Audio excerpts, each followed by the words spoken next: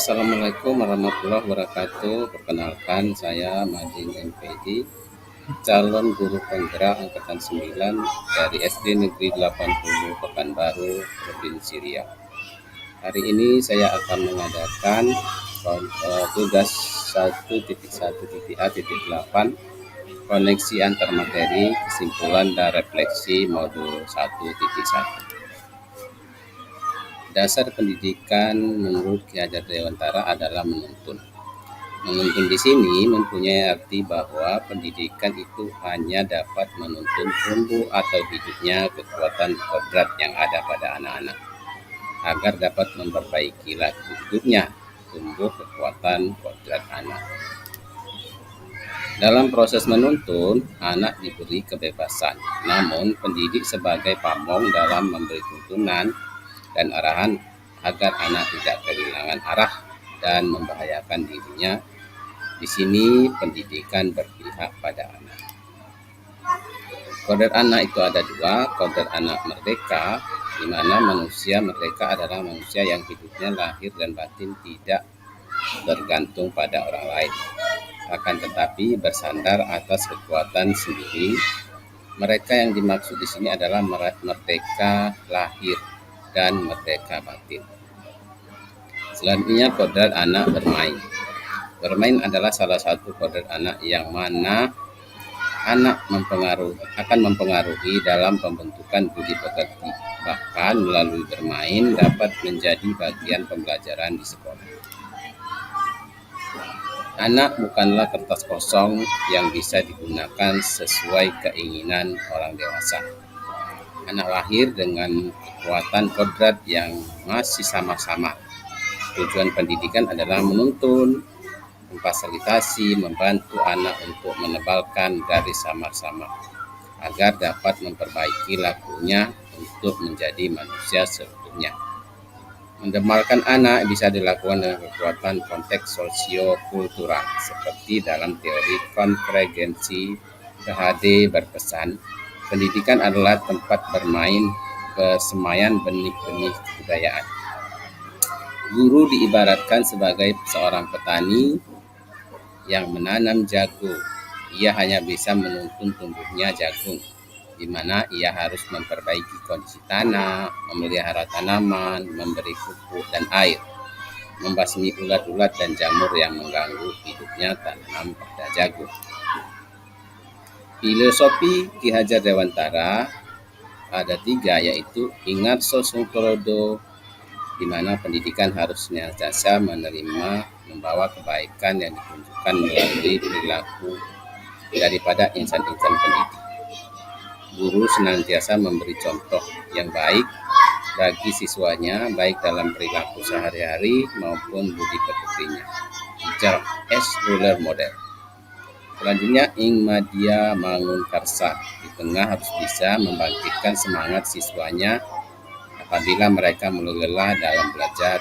Motivasi sangat diperlukan dalam hal ini. Artinya, Tuturi Handayani di belakang harus memberi dorongan supaya menghasilkan SDM yang tangguh dan siap bersaing dalam kancah internasional.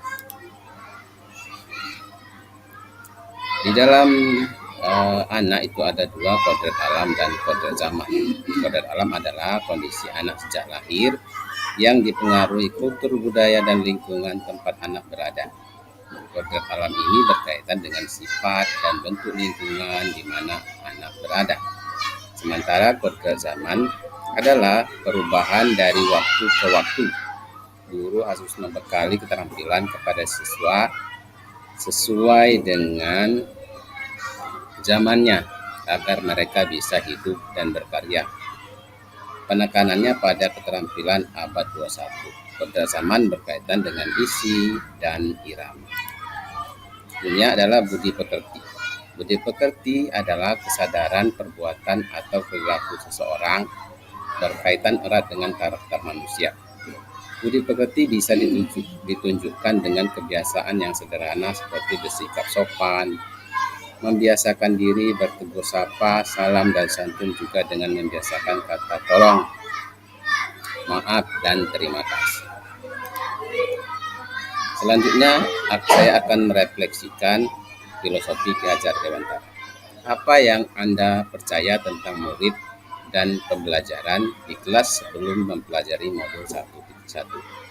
Sebelum mempelajari modul 1.1, hal yang saya lakukan dalam pembelajaran di kelas antara lain, saya berpikir bahwasanya siswa harus mendengarkan setiap kali saya menyampaikan materi, duduk tenang tanpa ada aktivitas lain. Pembelajaran terfokus pada selesainya materi dan pencapaian KKM, mengutamakan aspek kognitif anak, menggunakan buku dan bahan ajar seadanya, dan melarang menggunakan gadget selama pelajaran berlangsung. Saat itu saya berpikir bahwa siswa harus pandai di semua mata pelajaran. Bahkan tak segan saya juga memberikan sanksi tiap kali ada anak atau siswa yang bolos atau bahkan tidak mengerjakan PR yang saya berikan. Jadi pembelajaran terkesan monoton dan membosankan. Bukan hanya bagi anak, tetapi bagi saya juga selaku pribadi.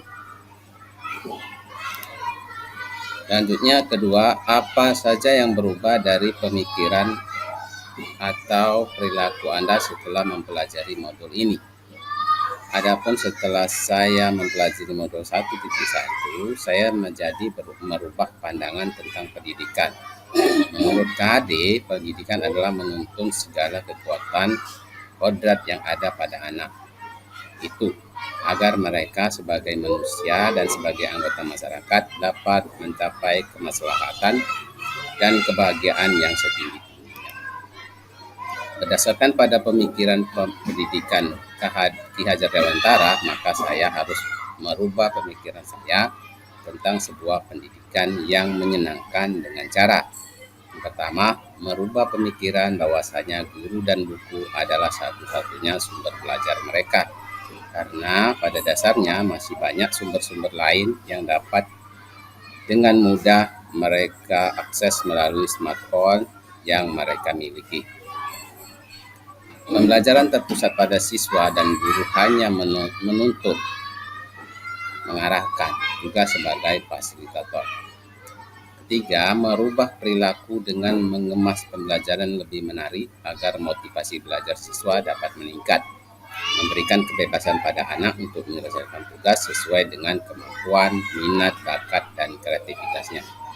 Selanjutnya, saya tidak lagi memberi sanksi pada siswa yang lupa atau bahkan tidak bisa mengerjakan tugas yang saya berikan. Ketiga, apa yang dapat segera Anda terapkan lebih baik agar kelas Anda mencerminkan pemikiran Ki Hajar Dewantara? Hal-hal yang dapat saya terapkan agar kelas saya mencerminkan pemikiran Ki Hajar Dewantara antara lain: merancang pembelajaran yang inovatif dan interaktif dengan melibatkan peserta didik atau siswa, menerapkan pembelajaran berbasis kearifan lokal dan budaya setempat, menerapkan konsep merdeka belajar dan mengintegrasikan setiap pembelajaran dengan pencapaian profil pendidikan pelajar Pancasila. Pembelajaran yang mengutamakan aspek budi pekerti, menerapkan sistem among, menuntun bukan menuntut. Pembelajaran yang sesuai dengan kodrat alam dan kodrat zaman, mengintegrasikan permainan dalam pembelajaran. Jadi, kesimpulannya, pendidikan adalah menuntun anak sesuai dengan bakat dan minatnya. Pendidikan juga harus mengajarkan budi pekerti dan berhamba pada anak. Demikianlah, terima kasih.